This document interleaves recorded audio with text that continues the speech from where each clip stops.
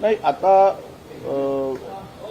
MPSC मध्ये बऱ्याच तक्रारी येत आहेत। खरं तर अध्यक्षांच्या कार्यशैलीवर फार मोठा प्रश्नचिन्ह निर्माण झाला आहे। त्याचा बॅकग्राऊंड जर पाहिला आपण अध्यक्षांचा, ज्या RTOच्या त्या डिपार्टमेंटमधून ते निवृत्त झालेले आहेत आणि तेच पेपर काय मधामध्ये आता MPSCने पुन्हा गोड घातला तुमच्या हेल्थ विभागाच्या रिक्रुटमेंटमध्ये। क्लास 1 पासून क्लास 4 पर्यंतची सगळी जबाबदारी MPSC सोपवायची गरज नव्हती। मोठ्या प्रमाणात वॅकन्सीज आहे आणि MPSC मध्ये स्टाफ नाही। MPSC मध्ये सध्या जो गोंधळ चालला आहे यावर माझी स्पष्ट भूमिका आहे की या सगळ्या पेपर ऑनलाईन करण्यापेक्षा आता ऑफलाईन करावे आणि क्लास 3 क्लास 4च्या जागा जिल्हाधिकाऱ्यांच्याकडे रिक्रुटमेंटसाठी द्याव्या, तरच यातील गोंधळ आणि गडबड थांबू शकेल। इथे प्रचंड गोंधळ झाला आहे। मी पूर्णपणे जबाबदारीने आरोप करतोय। केवळ तो लव्ह स्टोरीमुळे किंवा याच्यामुळे झालेला एक घटना जरी पुढे आली असेल तरी पण MPSCच्या परीक्षामध्ये प्रचंड मोठा सावळा गोंधळ आहे आणि त्याचा फायदा सत्ताधारी पक्षातील माझ्याकडे मी जबाबदारीनं माझ्याकडे काही पुरावे येतील आणि आहेत सुरू, त्यावेळेस मी बोलणारच आहे। यावर फार मोठा म्हणजे जो गोंधळ आहे त्याच्या संदर्भात मला बोलायला लागेल।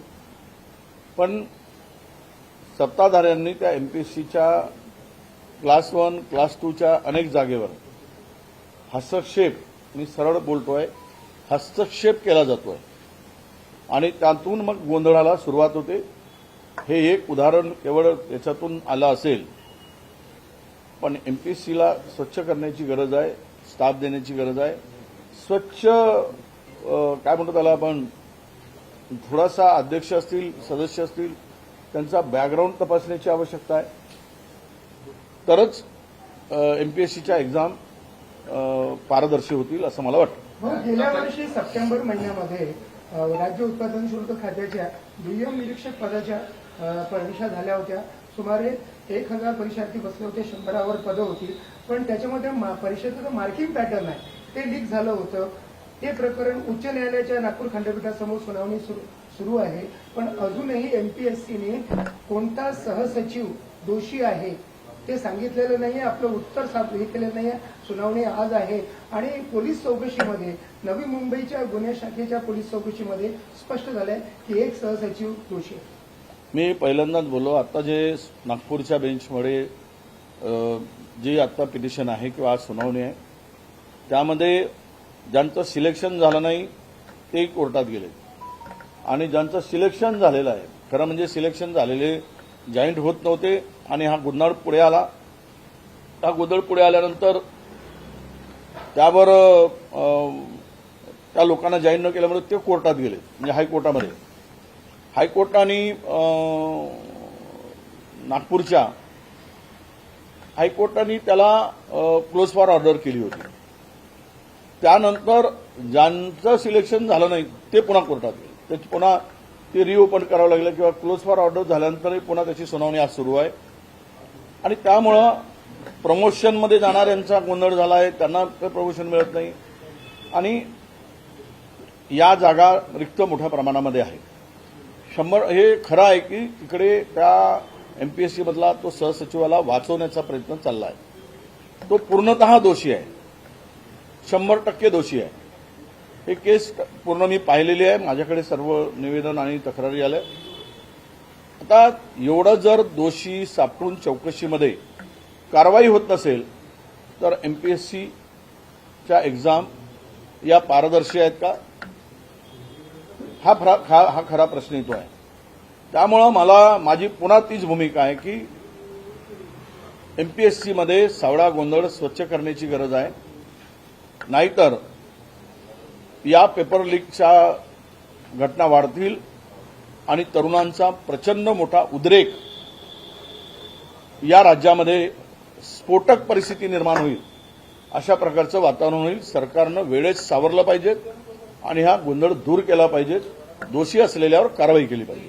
चंद्रपूरलाही आता मोठे एक रॅकेट सापडलं आहे. अनेक विद्यापीठांचे बोगस डिग्री आणि पेपर सुद्धा सापडले. या सगळ्या घडामोडी घडत असतात. गुन्हा दाखल झाला त्यामध्ये बोगस सर्टिफिकेट दिले जात होते 10 लाख डिग्री घेतलं जातं. डिग्री चंद्रपुरातच काय, पुण्यात झालं.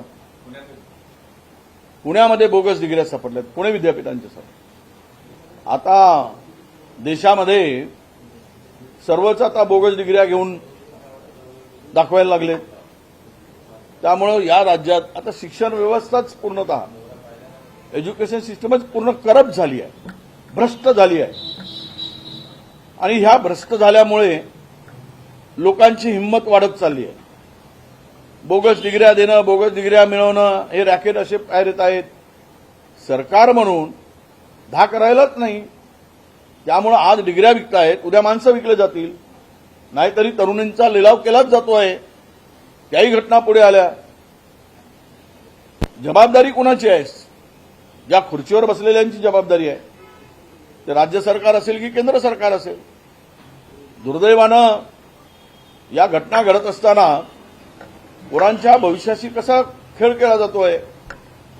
पुण्यामध्ये सुद्धा ज्योतिषशास्त्र अभ्यासक्रम आला आहे युनिव्हर्सिटीमध्ये, गोंडवाना युनिव्हर्सिटीमध्ये आणलेला आहे.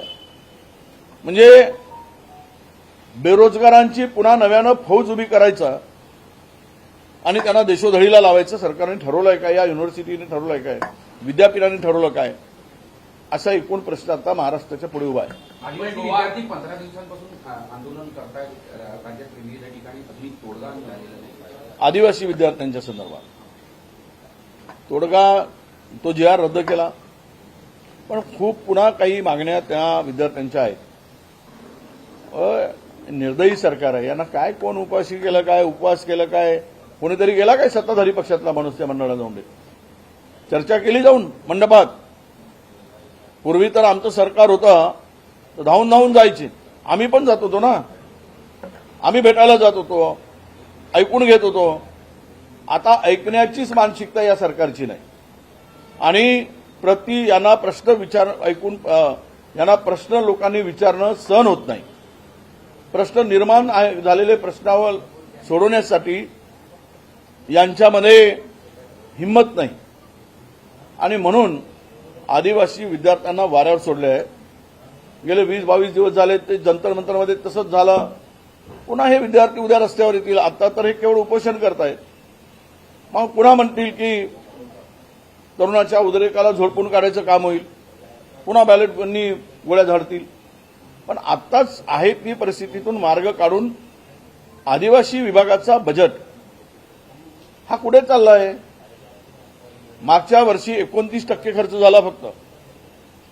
जे बजेट आहे त्या बजेटच्या 29% खर्च होत असेल तर उर्वरित पैसा आदिवासींचा समाजाचा हक्काचा पैसा जो घटनात्मक तरतूद आहे ती तरतूद दुसरीकडे वळवण्याचा अधिकार सरकारला आहे का? आणि मग ह्यांचे प्रश्न आल्यावर यावर पैसे नाहीत किंवा नवीन अटी शर्ती लावायच्या, वयाच्या मर्यादा लावायचे. आता स्नेक बाईटनी आदिवासी भागामध्ये मोठ्या प्रमाणामध्ये लोकांची मृत्यू होतो, विद्यार्थ्यांचा होतो. दरवर्षी साधारणतः 2000 लोक आदिवासी विभागाचे दरवर्षी आदिवासी विद्यार्थी आणि जनता, आदिवासी समाज 2000 लोकांचा स्नेक बाईटने मृत्यू होतो. मग तुम्ही काय करताय? त्यांना नाही होत तुमच्यानं देणं तर इन्शुरन्स करून घ्या त्यांचा. आफ्टर डेथ त्यांना किमान 1 कोटी रुपये, 50 लाख रुपये तरी मिळतील. सरकारने पैसे भरायला काय झालं? 150 कोटी रुपये दरवर्षाला खर्च करायला. पण ते करू शकत नाहीत कारण आणि यांना हा पैसा दुसरीकडे वळवून लाडकी बहीण, समृद्धी, इन्फ्रास्ट्रक्चर, इरिगेशन इकडे वळवून आदिवासी लोकांना वाऱ्यावर सोडायचं आहे. म्हणूनच याकडे त्यांचं दुर्लक्ष आहे. जिरवळ यांनी या आंदोलनावर टीका केलेली आहे. भाऊ जिरवळ यांनी म्हटलेलं की खाऊन पिऊन आंदोलन करा. मी देखील खाऊन पिऊन आंदोलन करतो. नाही, झिरवाड खाऊन पिऊन आंदोलन करा म्हणत असतील तर त्यांना आंदोलनाचं महत्त्व, लोकशाहीचं महत्त्व झिरवाळला खूप कळते याचा अर्थ होतो. कारण झिरवाळजी खाऊन पिऊनच सगळं काम करतात. ते खाऊन पिऊन केल्यामुळे त्यांनाही विद्यार्थ्यांना तोच संदेश द्यायचा असेल की तुम्ही उपोषणस्थळी खाऊन पिऊन करा, आम्ही बंद रूममध्ये खाऊन पिऊन करतो, असं त्याचं म्हणणं असेल. लक्ष्मण हाकेनं आरोप केलेला आहे की विखे पाटील यांनी ओबीसीचं प्रमाणपत्र अर्ध्या मराठ्यांनीच घेतलाय, 90% घेतलाय.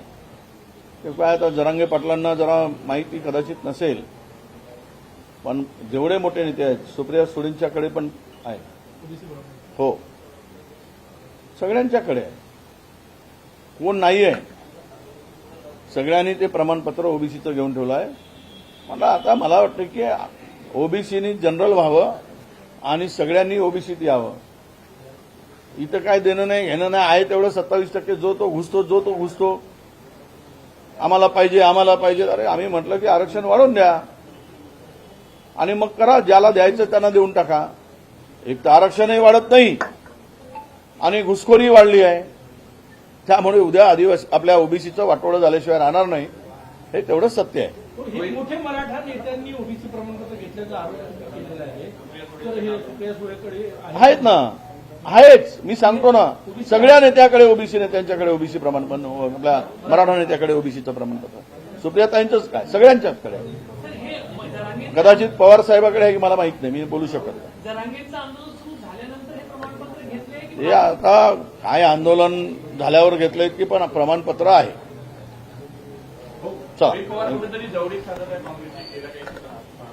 आपण काल बोललोत ना, मी त्याच पुरोगामी विचाराचे रोहित पवार जे आहेत, फुले शाहू बाबासाहेब आणि छत्रपती शिवरायांना मानणारे त्यांचा विचार आहे, त्या विचाराचे आहेत आणि पुरोगामी विचाराचा व्यक्ती काँग्रेसच्या विचाराशी जुळतो मिळत आहे. त्यामुळे ते त्या विचाराला घेऊन पुढे जात आहेत. आता सोबत राहील की नाही, येणार की नाही, आता कुठली घाई आहे. त्यांना येणार नाही येणार त्यांची इच्छा आहे आणि चांगला कार्यकर्ता, चांगला नेता पक्षात आला तर आम्ही स्वागतच करणार आहोत. भाऊ, आरटीओचा प्रश्न आपण उचलला होता विधानसभेमध्ये. एसआयटी जाहीर झाली होती, पण एसआयटीमध्ये जे अधिकाऱ्याचं नाव आहे तो नागपुरात पोस्टिंग नसताना नागपुरात येतो, अर्ध्या रात्री बैठक करतो आणि तिथे ज्यांची संबंध नाही ते सुद्धा अधिकारी असतात. व्हायरल झालेला आहे व्हिडिओ इंस्टाग्रामवरती. काय सांगाल, एकूण काय चाललंय आरटीओ? नाही, मी जो विषय मांडला होता, उचलला होता, एसआयटी दाखल झाली, पुन्हा तोच अधिकारी डोकेवर करताय. याचा अर्थ असा आहे की आरटीओमध्ये वरच्या लोकांचा त्याला आशीर्वाद असावा, पोलीस आणि एंटी करप्शन त्यांच्याशी हातमिळवणी केली असावी. हे धंदे कसे चालतात? आणि मागच्या वेळेसही खोटे ट्रॅप ज्यांनी यांच्या वसुलीला विरोध केला त्या अधिकाऱ्यावर खोटे ट्रॅप याच्याकडून एंटी करप्शनकडून लाचलुचपत विभागाकडून करायला लावली आणि खुलेआम पुन्हा नव्यानं धंदा सुरू, आता बंद आहे ते, नव्यानं सुरू करायसाठी पुन्हा बैठका घेत आहेत. आमचं लक्ष आहे त्यावर आणि हे रॅकेट पुन्हा जर सुरू झालं तर आम्ही सोडणार नाही आणि मग यापेक्षा अधिक कडक कारवाई करण्यासाठी सरकारला भाग पाडू.